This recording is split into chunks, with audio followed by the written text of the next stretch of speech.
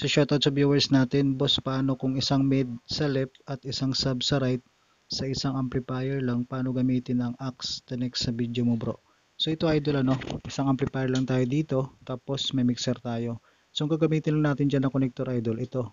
So gamitin natin yung auxiliary sa isang amplifier. So itong gagamitin natin, ayan, dual 6.35 to dual RCA.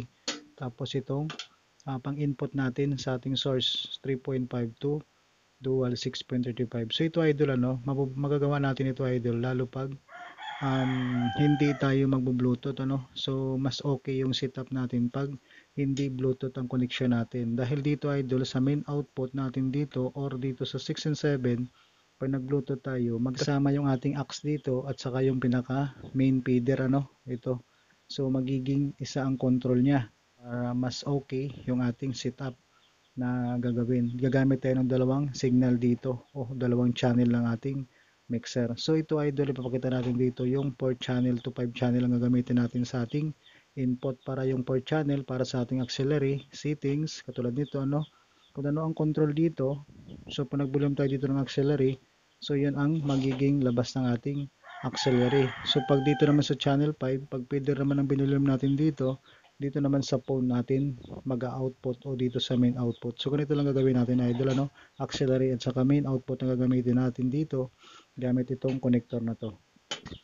So dito muna tayo idol, sa source natin. So itong gagamitin natin ay through cellphone or laptop ang gagamitin natin.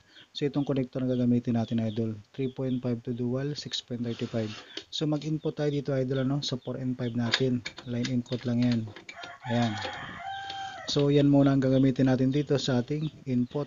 So sa output naman natin idol, itong dual 6.35 natin, ito ay isa. Halimbawa itong kulay pula sa auxiliary natin, tapos itong kulay puti sa phone natin, Hindi naman tayo gumamit dito sa left and right channel, isa, pero dito phone ang gagamitin natin. Phone at saka auxiliary, ayan. So katulad nito mga idol, itong ating dual RCA, so may kulay po yan. So itong pula ilagay natin sa ayan, sa pula din, ibig sabihin right channel. Itong puti, sa puti din, ibig sabihin yan left channel. So dito idol sa ating speaker, kung napapansin nyo yan, may left at saka right channel. So yung left channel sa ating phone, tapos yung right channel sa ating aux, So kung auxiliary natin na gamitin natin sa ating pang low, so dito tayo maglagay sa right channel ng ating speaker. So ang mid-high natin dito sa left channel ng ating speaker terminal ng ating amplifier. So ganoon lang siya idol, sundan lang natin yung kulay niyan dito sa ating amplifier. Dito naman idol sa ating setup, sa ating source o sa dito sa ating mixer. So yung pinaka main volume yan idol, dapat naka-volume yan. Ayan. So hanggat hindi ito naka-volume ang phone natin, walang output na lalabas sa ating phone. Pero nakakasama dito siya sa ating main output. So ganito siya idol, Kung halimbawa itong ating channel 5 gagamitin natin sa ating pang mid-high, so ibaba natin yung pinaka-low nito. Ayan. So ang itira natin yung mid at saka high.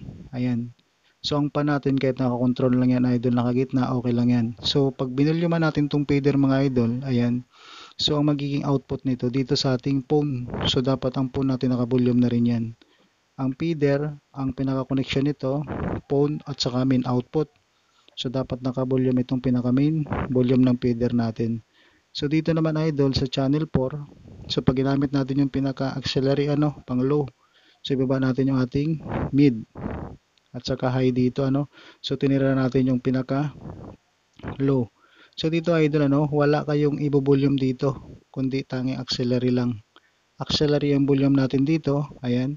Tapos yung pinaka main volume ng auxiliary natin, i-volume din natin to para magkaroon ng output itong pinaka auxiliary. So dito idol, magkaiba ang setup natin dito. Bukod yung feeder, bukod yung auxiliary, Yung channel 4 natin naka auxiliary. So pag binulyuman natin itong feeder, so sa main output ang labas niyan or dito sa phone. So dapat ang pinaka feeder nito nakababa. Auxiliary lang yung naka-volume. So baka maguluhan kayo idol, yung channel 4 natin sa auxiliary para sa ating low. Ayan. So ang settings natin, ayan, naka baba yung pinaka mid-high niya. Tapos sa 5 natin, naka pang mid-high.